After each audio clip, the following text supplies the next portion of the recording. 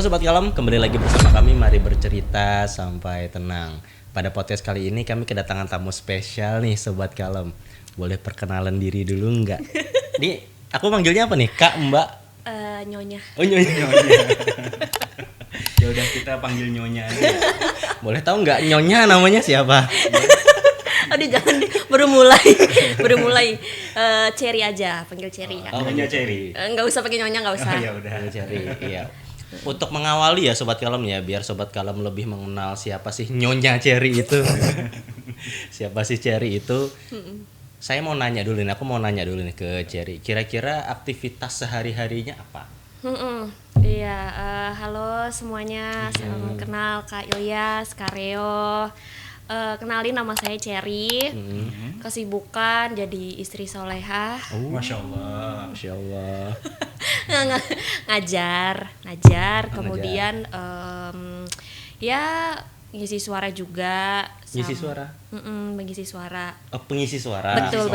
Voice over ya? Voice over. Terus ya paling jualan-jualan di Facebook. Ya gitu aja lah. Apa lagi aktivitasnya kalau boleh tahu? Itu aja sih Kak. Itu aja. Sibuk terus tiap hari Mbak berarti. Iya, tiap hari, tiap jam, tiap menit sibuk Kak. Sibuk. Tidur. Itu sih pokoknya kesibukannya nggak ada yang kayak gimana-gimana. Paling organisasi juga. Oh, gitu. organisasi. Ada beberapa organisasi. Tadi Mbak Cherry bilang ngajar ya Mbak. Ngajar di mana Mbak? Ya, jadi sebenarnya saya ngajarnya banyak tempat sih Kak. Gitu. Ada di sekolah, kemudian ada juga punya bimbel sendiri. Tapi karena riwayat pendidikan emang. Enggak. Oh ya? Jadi Terus gimana? pendidikan tuh sebenarnya nggak ada background pendidikan sama sekali. Cuman emang suka aja ngajar. Kemudian kayaknya bisa gitu dan dipercaya gitu jadi pengajar. Jadinya Oh, pengajar. ya jadi ya udah diterusin. Berarti panggilan dari dalam hati ya berarti jadi pengajar. Iya, Bisa betul. dibilang kayak gitu. Dari- Bagaimana perasaannya Mbak ketika mengajar murid seperti itu? Oke, mungkin kenalan dulu apa gimana? Bimbelnya atau gimana Kak? Oh, boleh. Jadi ngebimbel Biar juga ya. urut ya. Oke. Oke. Iya, sekalian promosi. Boleh. Iya, jadi dulu aku itu lulusan SMA 1 Banjarbaru gitu. Nah, itu tuh nggak langsung kuliah. Nah, jadi sempat gap year dulu. Nah, pas gap year itu aku tuh sempat ikut les privat gitu. Oke, Tapi les les privat itu sebelumnya sejak SD udah pernah sih gitu. Nah, akhirnya bingung cari kegiatan kan karena aku nggak langsung kuliah, aku bukalah les-lesan gitu. Awalnya les privat gitu ya. Dan ku kasih nama Bimbel Aksi Cerdas. Gitu. Nah, itu sejak tahun 2018. Oke. Terus aku sering ikut volunteer pendidikan gitu, dan akhirnya ketika udah ngajar satu anak, ternyata orang tuanya suka, orang tuanya tuh ngerekomendasiin ke banyak anak gitu. Nggak, akhirnya aku keteteran, akhirnya ngajak orang sampailah jadi lembaga. Alhamdulillah, luar biasa. Nah, itu ya Sobat Kalem ya. Jadi pada kesempatan kali ini kita akan membahas sebuah topik yang lebih spesifik ya, yaitu tentang pendidikan. Dan pendidikan yang seperti apa sih yang mau kita bahas? Tentunya tentang motivasi belajar dari dalam. Anak bukan sekedar mesin pencetak nilai. Bagian itu ya akan kita bahas. Seru ya, asik ya judulnya ya. Lebih ke berat sih. Tapi tentu saja kan Mbak Cherry sering ketemu sama anak-anak kan waktu mengajar. Nah, tentu saja setiap anak tuh pasti berbeda-beda kan Mbak. Nah, terus tuh bagaimana cara Mbak Cherry ketika melihat anak yang berbeda-beda itu, dan bagaimana Mbak Cherry menempatkan posisi Mbak Cherry ketika mengajar anak yang berbeda-beda itu Mbak? Ya, jadi awal-awalnya tuh saya nggak terlalu mendalami ilmu pendidikan ya, karena saya lulusan sosiologi. Oke. Terus lulusan komunikasi juga. Nah, habis itu ketika ketemu satu anak itu saya jadi nggak terlalu mempelajari karena anaknya itu pintar. Nah, tapi yang bikin saya belajar itu ketika saya jadi guru TK. Oke. Jadi ketika buka les gitu kan, saya jadi guru TK juga. Nah, di situ saya banyak belajar tuh. Ternyata anak-anak itu pribadinya berbeda itu karena di rumahnya. Awalnya karena pendidikan di rumahnya dulu, pendidikan karakter. Nah, kemudian semakin dia dewasa itu dia dipengaruhi oleh lingkungan. Oke. Gitu. Tapi kan kita ada namanya yang golden age ya Kak ya. Nah itu tuh yang paling penting yang membuat karakter anak itu gitu. Jadi ya ketika saya melihat karakter anak tuh beda-beda, saya jadi bisa ngebaca di rumahnya tuh kayak gimana. Oke. Ada yang anak itu suka mukul. Nah, suka mukul? Suka mukul Kak. Jadi Sama sesamanya, sama temennya. sama gurunya malah. Sama gurunya. Iya gitu. Jadi kayak dia awalnya mau belajar gitu kan, paling beberapa menit doang. Terus setelahnya dia ambil pulpen gurunya misalnya gitu, terus dipatahin. Sekuat itu gitu kan. Tapi oke, kita kalau saya pribadi ya pertama kali mungkin anaknya lagi moodnya apa segala macam gitu kan. Oh tapi ternyata berkelanjutan gitu. Nah kita cari taulah ke rumahnya langsung. Dan ternyata memang dia itu mengikuti dari kakak tantenya dari tantenya, bahwa tantenya mungkin kayak nggak sabaran gitu kan. Tantenya itu ya masih kecil-kecil lah, masih SMP SMA gitu, nggak sabaran sama si anak ini, dan tantenya tuh mukul anak itu gitu, atau nggak kayak ngebentak-bentak gitu. Akhirnya anak itu kan yang nggak ngerti apa-apa, dia mencermin kan, meniru gitu. Akhirnya dan itu dia tirukan ke lingkungan dia di sekolah gitu sih. Terus dari Cherry sendiri gimana tuh nanggepin anak seperti itu? Kita sebisa mungkin karena dia meniru, jadinya kita kasih tahu gitu. Dengan kalimat positif. Nah, misal dia matahin pensil atau pulpen gitu kan. Kita bukannya kayak jangan dipatahin, nggak masuk di otak gitu. Ambil aja pulpennya gitu. Terus kita ambil pulpen baru, ambil tangannya gitu kan. Kita ajak dia nulis pakai pulpen yang tadi. Jadi dia ngerti kalau ternyata fungsi pulpen sama pensil itu buat nulis bukan buat dipatahin. Nah itu harus disering-seringin sih. Cuman masalahnya adalah ya orang tuanya juga harus menstimulasi itu di rumah. Gitu. Berarti Karyo bisa dibilang itu modifikasi proses belajar ya kan? Iya betul. Proses modifikasi proses belajar yang dilakukan oleh Mbak Cherry. Betul. Betul. Nah, Mbak Cherry tentu sering banget juga kan banyak ketemu muridnya yang ternyata mempunyai motivasi yang rendah lah ketika belajar. Nah, kalau Mbak Cherry bagaimana biasanya menyikapi hal itu? Motivasi ya Kak ya. Wah, saya Maria Teguh. Kesebut Maria Riana. Iya. Motivasi aku secara ini aja sih Kak, secara gamblang aja ngasih tahu ke anak gitu ya kalau proses belajar ini tuh bukan buat guru gitu, tapi buat diri kamu sendiri gitu. Nah, yang kulihat kenapa anak-anak tuh mungkin dia tidak punya motivasi atau tidak tahu sesuatu hal tuh karena dia tidak dikasih tahu sama orang tuanya. Dan orang tua itu menganggap anak ini masih kecil, gak usahlah kita kasih tahu. Padahal kebalik, menurut saya ya, mungkin karena ada ilmu golden age itu juga yang kan katanya kalau di usia 0 sampai 8 tahun itu anak-anak tuh bisa langsung menyerap semuanya, meniru semuanya gitu kan. Maka harusnya di usia itulah kita langsung bilangin yang sebenar-benarnya. Kayak contoh, kamu belajar ya yang giat untuk diri kamu di masa depan gitu. Ajakin aja ngobrol dewasa, tapi yang positif ya kan. Dan anak tuh bisa memproses itu dengan cepat. Makanya kita sering lihat ya ada influencer anak-anak gitu yang pinter gitu kan Kak. Coba deh lihat orang tuanya ngajakin dia ngobrol tuh gimana. Ya kan? Oh ternyata di situ. Nah tapi ya itu tadi kebanyakan yang murid-murid saya yang kayak tadi suka mukul atau speech delay gitu ya. Itu karena orang tuanya tuh kayak nganggep anaknya masih kecil gitu, nggak apa-apa gitu. Nggak apa-apa anak saya belum bisa membaca dan menulis, nggak apa-apa gitu. Lah nggak apa-apa. Akhirnya kayak keenakan gitu, kayak maksudnya sampai dia harusnya udah bisa baca dan menulis malah belum bisa. Berarti bisa dibilang aksi cerdas yang dikelola oleh Mbak Cherry itu sampai ke orang tua murid ya Mbak? Iya. Di edukasinya. Betul. Luar biasa Karyo. Kalau boleh tahu nih dari bimbel kan banyak ya sebenarnya di mana-mana ya. Kalau dari aksi cerdas sendiri pembeda dari bimbel yang lain tuh apa sih? Kalau aku boleh tahu? Iya.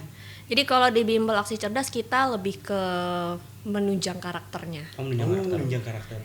Karena pendidikan karakter itu sangat penting gitu. Jadi kita nggak menuntut anak itu dapetin 100 atau dapetin ranking 1, tapi kita sebisa mungkin setelah belajar kita pasti ada sesi di mana kita ngajakin ngobrol anak itu tadi, kayak misalnya nih setelah belajar kita tanya gitu, gimana perasaannya. Nah kita memvalidasi perasaannya. Capek kak, kata dia gitu. Kenapa capek? Nah gitu, jadi malah anak tuh kita banyak kasih pertanyaan, dan akhirnya nanti ada conclusionnya kalau belajar tadi itu buat kehidupan kita di kedepannya, misalnya buat apa. Nah itu sih pembedanya. Kalau di aksi cerdas sendiri namanya anak ya, kemudian si anak itu pastinya diminta oleh orang tuanya kan kebanyakan diantaranya ya untuk ikut les. Kalau dari Cherry sendiri nih, menemukan anak-anak yang memang sebenarnya terpaksa untuk ikut les, pernah nggak sih? Banyak. Banyak. Ya, karena kadang-kala orang tua itu ekspektasinya tinggi ya. Pokoknya anakku harus A, B, C, D, E, F, G, sedangkan belum tentu anaknya kan mau. Iya. Nah itu gimana tuh ketika di lokasi bimbel itu? Iya. Apa ya? Ya pasti mereka tuh kelihatan kalau nggak terpaksa dan nggak suka belajar tuh kayak gitu. Kayak gitu duduk udah gitu doang, males-malesan gitu ya, males-malesan gitu. Dan ya cara kita tuh kita kasih apa ya namanya, kayak kita tanya dulu kabar dia itu gimana gitu, di sekolah tadi belajar apa gitu, terus kamu main apa, intinya kita cari tahu dulu apa yang dia lakukan sebelum ini, supaya dia tuh ngerasa kayak nge-recall lagi, akhirnya dia ngerasa seneng. Apa yang bikin kamu seneng hari ini gitu. Oh iya tadi aku dikasih temenku kartu Uno, kata dia gitu, atau kartu yang apa sih, Barbie kah, Pokemon gitu, itu sering tuh. Jadi mana kartunya, lihat dong, oh iya ini kan Nika gitu. Nah akhirnya dia happy setelah itu. Udah deh, jadinya ya udah kita belajar dulu ya gitu. Kayak taruh dulu kartunya di situ gitu sih. Jadi kita nggak ngelarang mereka ngeluarin mainan asalkan mereka tuh masih bisa ngerjain dan fokus gitu. Bahkan bisa kita gunain juga mainannya untuk belajar. Dan ini biasanya dipakai pas les privat. Les privat itu kan dia sendiri gitu kan. Sendiri terus tuh dia kayak canggung atau apa. Nah, kita biasanya kasih stimulasi dengan mainan yang dia suka gitu. Kita pakai robot misalnya, kita kasih pelajaran itu seperti storytelling. Robotnya ada berapa? 1 gitu kan. Oke, kita ke pasar dulu ya gitu. Ke pasar beli misalnya materinya tentang matematika, duit gitu kan. Udah, si robot itu beli telur segini, beli ini segini gitu. Jadi cerita gitu ya. Cerita, storytelling gitu sih dari kami. Luar biasa. Mbak terinspirasi dari mana, Mbak? Bikin kursus bimbel bimbingan belajar ini, Mbak. Inspirasi dengan metode pembelajarannya itu, Mbak terinspirasi dari mana? Iya, lebih banyak belajar ketika jadi guru TK itu sih Kak. Oh, pernah jadi guru TK. Jadi sempat 6 bulan di TK di daerah Martapura sana gitu kan. Terus tuh saya baru tahu kalau anak-anak itu lari, biasanya tuh kan orang tua tuh kayak jangan lari gitu kan. Ternyata ilmunya itu adalah pakai kalimat positif tadi. Terus duduk, udah duduk dia. Karena anak-anak itu kan otaknya masih kayak dia menstimulasi itu kalimat yang terakhir. Jangan lari, ya makin larilah dia, gitu kan. Dari situ sih saya belajar jadinya duduk. Oh ya udah duduk dia. Tapi kalau dia belum duduk, biasanya kita biarin. Terusin aja larinya, udah gitu. Terusin ya sampai jatuh gitu. Nah, anak-anak tuh ternyata ketika kita suruh terusin, dia tuh merasa terancam. Waduh, iya. Kok aku malah disuruh terusin lari sih, kata dia gitu. Akhirnya udah dia duduk. Gitu. Pokoknya banyak hal lah ya, intinya kayak modifikasi tadi ya Kak ya. Itu juga dari empiris sih, kayak pengalaman sih, pengalaman. Dan gak cuma di TK, dengan ketemu banyak anak murid tadi kan, terus belajar di perkuliahan juga, belajar di kahfi juga. Nah di kahfi itu tempat kuliah saya komunikasi, nah itu tuh diajarin juga gitu, oh ternyata harus pakai kalimat positif segala macam. Saya praktekin dan itu manjur. Akhirnya ya udah saya jadikan sistem belajar lah gitu, dan tutor-tutor tuh saya kasih tahu juga, nih caranya gini ya gitu. Menarik ya Kavi ya, siapa tuh yang ngajar tuh? Iya Kak Ilyas, kepala sekolahnya luar biasa sih. Siapa itu? Ada yang bajunya kayak tambah besar nggak? Puji lagi dong. Oke, berkaitan ini nih. Iya duluan. Oke. Tapi tapi dari cerita Mbak Cherry tadi berarti bisa dibilang Mbak Cherry sangat tertarik dengan anak-anak ya Mbak Cherry. Emang udah dari dulu suka bermain dengan anak-anak atau bagaimana Mbak Cherry? Dan kenapa gitu? Itu menarik tuh. Dari dulu sih enggak sih Oh kayaknya. ya, kok bisa ya? Tidak sesuai harapannya. Okay. Cuman karena saya gap year tadi, kemudian saya ikut relawan. Nah itu relawannya itu kebetulan relawan pendidikan terus. Okay. Saya ngerasa kalau berkumpul sama anak-anak tuh jadi lebih disukai gitu daripada berkumpul sama orang dewasa. Kalau sama anak tuh ya kak, kita duduk kayak di sini, Kakak Cherry gitu kan, meluk gitu. Ih, gue jadi artis ya sama anak-anak gitu. Kalau orang dewasa nih siapa Cherry gitu. Berarti menghindari sinismenya ya. Iya, saya nggak tahan mental sama orang dewasa gitu. Jadinya tapi emang interaksi sama anak-anak tuh cintanya murni banget ya. Iya betul. Mereka polos banget.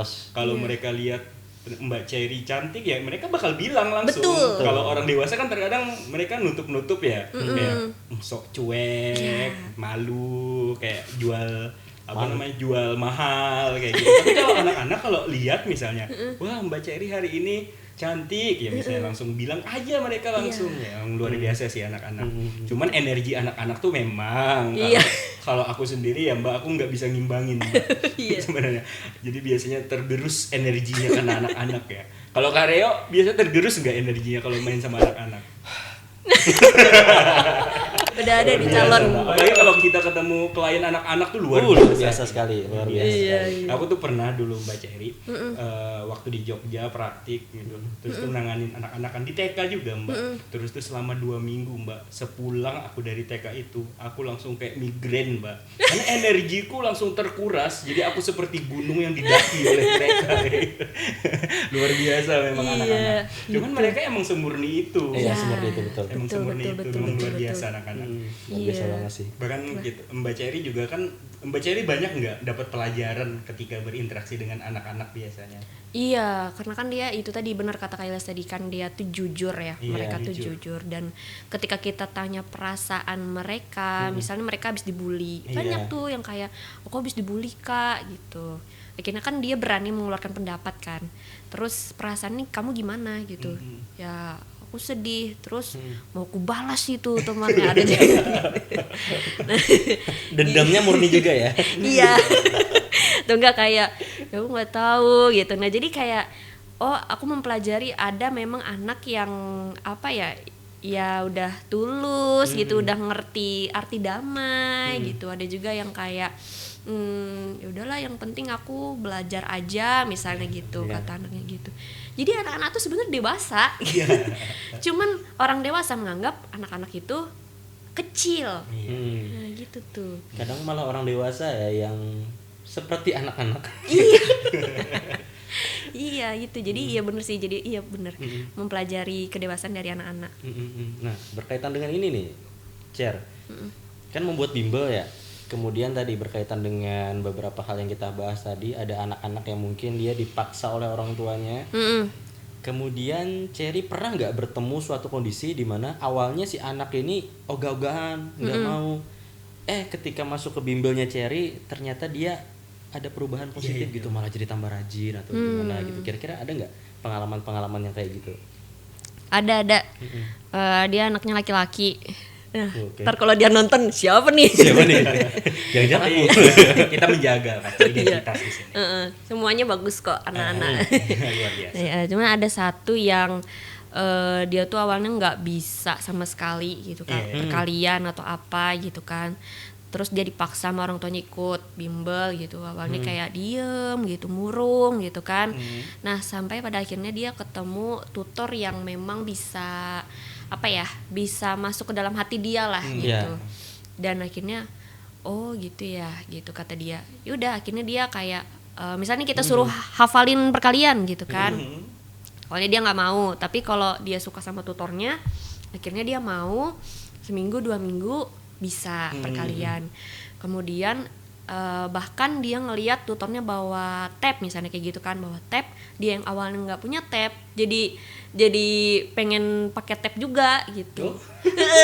Kak, anu dong, mau dong gitu. Nah ternyata ada sesuatu yang menarik dia selain tutor, yaitu media gitu. Nah jadi dia itu terus ya udah makin senang belajar akhirnya dengan metode yang berbeda-beda gitu, dengan nggak cuman pakai kertas gitu. Terus akhirnya rajin ya, nilainya yang awalnya ya bisa dibilang 50 gitu kan. Sekarang udah 80, 90. Malah dia yang kayak, Kak, les lagi ya gitu. Oh, dia yang malah semangat jadi semangat. Gitu. Jadi tapi tutor pun kita kita suruh untuk deket sama murid gitu. Pokoknya jangan jadikan murid itu anak orang lain. Jadilah murid itu anak kita sendiri gitu. Jadinya terciptalah bondingnya. Bangun kepercayaan. Gitu sih. Ada men. Jadi banyak, tiap anak tuh beda-beda ya ternyata pendekatannya ya. Betul. Ada yang karena awalnya pendiam, kita ajakin cerita, dia jadi suka cerita, akhirnya dia suka les gitu. Ada nggak sih pengalaman ini yang paling sulit, anak yang paling susah lah untuk diajak untuk belajar? Ya, itu tadi yang mukul-mukul tadi, Kak. Iya. Itu aku berkorban banyak sekali sih. Itu kayak mana gitu. Maaf. Di bayangan aku tuh kayak apa berkorban. Tapi gimana? Iya, tapi ini murid les privat ya, sih. les privat. Bawa pulpen dipatahin. Iya. Berkorban pulpen maksudnya. Kan banyak tuh jadinya pulpen patah. Tasnya diputusin. Nah, ya diputus tas. Iya, sekuat itu dia. Wow, sekuat itu ya. Padahal dia mungkin masih kelas 1 SD lah, kelas 1 SD, kelas ya gitu. Terus pokoknya setiap saya bawa pensil pasti patah. Nah, itu berkorban pensil. Sama kertas dirobek gitu. Yeah. Nah, itu mohon maaf ya, tapi memang dia juga ada terapi sih, Kak. Ada terapi juga. Jadi memang ya kami kesulitannya ketika di cara pendekatan dengan dia aja gitu. Tapi dia mau belajar. Cuman ya harus kayak cari cara gitu. Pakai pensil warna kah, pakai apa gitu. Itu sih. Itu anak baru. Anak baru Ya. Udah berapa lama berarti? Tunggu, dia tahun berapa ya? Dia tahun 2000 setelah awal-awal new normal deh, Kak. New normal kalau nggak salah. Tapi sekarang masih? Enggak, sekarang udah nggak lagi. Karena dia udah sekolah full day gitu kan. Waktu itu saya juga pindah, terus tutor-tutor yang lain juga pada nggak di daerah itu gitu. Gitu sih. Bimbelnya tuh dari usia berapa sampai berapa sih? Sebenarnya kita dari preschool, jadi belajar calistung sampai SMA. Gitu. Ada psikolognya juga nggak di bimbelnya? Psikolognya nggak ada sih kami. Tapi kami ini mungkin ibunya ada nonton ya. Aku punya orang tua murid gitu, Kak. Dia punya tempat terapi. Ibunya psikolog? Iya, ibunya psikolog. Bapaknya? Bapaknya dosen psikolog kalau nggak salah. Iya. Kenal deh. Kenal deh. Apakah ibu menonton? Bukan. Mohon maaf. Izin. Nah, terus beliau berdua itu adalah orang tua murid saya. Murid saya yang ini emang anak mereka tuh emang pinter banget gitu.